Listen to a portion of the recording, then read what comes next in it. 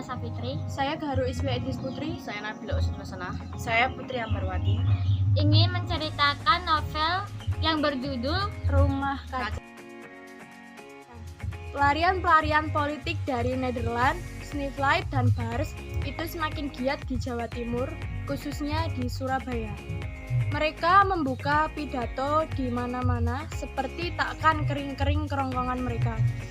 Lari dari pertentangan intern di Nederland ke Hindia, mereka anggap diri seakan-akan jago-jago tanpa lawan. Seakan-akan Hindia negerinya sendiri yang dipayungi oleh hukum demokratis. Beruntung mereka bergerak hanya di kalangan orang-orang yang berbahasa Belanda, yang menduduki tempat sosial yang rendah dan hidup dalam kemasyagulan. Pun mereka orang-orang Eropa dan bukan jadi urusanku, tapi mau tak mau terlibat ke dalam urusanku juga. Mereka memilih Surabaya sebagai pusat kegiatan karena Surabaya adalah markas terbesar syarikat Islam. Mereka akan lakukan induksi langsung dan tidak langsung terhadap syarikat. Mas Cokro, kaisar yang masih kekanak-kanakan dan politik itu harus bikin kebal terhadap induksi mereka. Dia harus lebih banyak miring ke agamanya sendiri daripada ke arah radikal abangnya Eropa itu. Bagan untuk mengebalkan sang kaisar telah kubuat sampai terperinci setelah Sepku menekan aku dengan berbagai cara. Bukan sampai di situ saja, Sepku sampai merasa perlu menggunakan gertakan seakan-akan khawatir telah kutipu atau kejebak. Bagaimana Tuan dapat menyimpulkan mereka bermaksud memengaruhi syarikat Islam? Dapatkah Tuan membuktikannya? Ucapan yang meragukan kemampuanku itu memang menyinggung kehormatanku. Semestinya ia bisa lebih bijaksana sedikit. Sebenarnya, kataku dengan tekannya yang menekan juga, Tuan sendirilah yang semestinya menyimpulkan dan membuktikan, bukan yang sebaliknya seperti ini.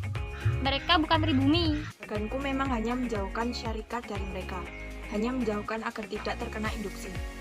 Beberapa hari kemudian bagan itu dilaksanakan tanpa sepengetahuanku, dan sepucuk nota dari sepeku menyatakan ia tidak puas dengan hanya menjauhkan. Harus ditarik terus sampai mempertentangkan kedua-duanya. Mempertentangkan dua golongan dari pandangan dan sikap berlain-lainan. Memang terlalu gampang, tetapi akibatnya berlarut. Syarikat akan menghadapi mereka sebagai orang Eropa pada umumnya, dan kebencian pukul rata pada Belanda akan menjadi hasilnya. Sedangkan sayap Marco yang selama ini tidak mendapat medan untuk berpawai akan menggunakan kesempatan ini. Bila ia memisahkan diri dari pemimpin Mas Cokro dengan sayanya, ia akan menjadi sangat berbahaya. Perkembangan secepat ini belum lagi diharapkan. Pada hari itu juga notanya aku balas. Akibatnya, Sepku datang dan langsung menyemburkan kejengkelan. Apakah Tuan sudah bermaksud melawan pemerintah? Karena aku tahu inisiatifnya takkan berjalan tanpa rumusan dan tanda tanganku, aku hadapi dia dengan cadangan. Kalau perintah itu diberikan padaku setelah predikat tenaga ahli itu dicabut oleh Gubermen, aku akan lakukan dengan segera. Tuan, kalau tidak, aku masih punya hak untuk menolak. Mukanya jadi kemerah-merahan karena berang. Ya, kau akan kupermain-mainkan, Tuan. Mari kita lihat siapa yang akan lebih tahan. Tetapi ia tak mendesak lagi dan pergi dengan bersungut-sungut. Notanya datang lagi. Isinya bernada curiga terhadap aku sebagai simpatisan salah sebuah dari organisasi-organisasi tersebut. Jelas dia belum kenal siapa Pagemanan. Sekali orang bernama Pagemanan, ini jadi Algemene Sekerian. Takkan mudah orang dapat mengisarkan sejengkal pun dari tempatnya. Aku simpan baik-baik nota itu dan tak kujawab. Sekarang datang waktunya ia akan mencari-cari kesalahan. Mulailah aku meringat-ingat secara kronologis pekerjaanku sejak 1912 sampai masuk ke tahun 1915. Hanya ada satu hal yang bisa digugat. Analisa dangkal tentang naskah-naskah Raden Mas Minke yang aku anggap tidak berharga. Naskah-naskah itu aku simpan di rumah untuk menjadi milik pribadi. Maka analisis yang kurang bersungguh-sungguh itu mungkin memberi peluang untuk menuduh aku menyembunyikan sesuatu pendapat atau kenyataan.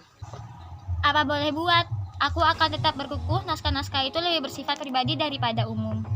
Dan aku katakan naskah itu telah dibakar langsung di kantor dalam tong kaleng kecil di kamarku. Walau begitu, aku harus bersiap-siap. Pidato Sneflit mulai bermunculan dalam terjemahan Melayu, dalam terbitan koran-koran di Salah, Semarang, Madiun, Surabaya, juga pidato-pidato bars yang mampu berbahasa Melayu dan Jawa dengan fasih. Tapi, koran-koran Jawa Barat dan Betawi tampaknya tenang-tenang saja. Pengaruhnya mulai menjalari panggung pribumi. Tampaknya, pengaruhnya dapat diibaratkan sebagai roda.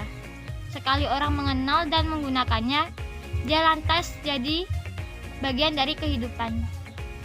Dalam pertunjukan langsung di Salah, jelas benar pengaruh ini bekerja. Lakon yang dimainkan kala itu adalah Surapati. Setelah beberapa minggu berlalu, ternyata pemain peran utama sebagai Surapati adalah orang yang itu-itu juga, Marco. Secara khusus, kusiapkan bagan peta pengaruh. Dalam waktu seminggu, dapat kulihat bahwa pengaruh itu laksana latu yang mercik dan meletik ke kota-kota pelabuhan di Jawa Tengah dan Timur, memasuki pedalaman dan memercik wilayah-wilayah pabrik gula, semua wilayah pabrik gula.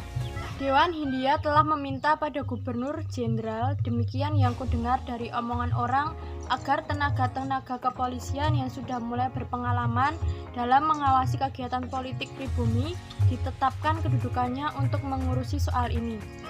Kepolisian setempat yang telah mengambil inisiatif untuk pekerjaan ini supaya diberi pengukuhan. Badan koordinasi supaya dibentuk untuk membantu pembentukan seksi khusus ini. Dasar dari pemerintahan itu adalah kegiatan politik pribumi yang semakin menanjak dengan semakin melonggarkan hubungan antara kerajaan dengan Hindia. Kalaupun ada rencana mengirim bantuan militer dari kerajaan, tak mungkin bisa diharapkan dalam situasi perang dunia. Maka juga angkatan perang Hindia seyogianya diperbesar untuk dapat menghadapi segala kemungkinan. Sekian dari kelompok kami, kurang lebihnya kami mohon maaf. Terima kasih.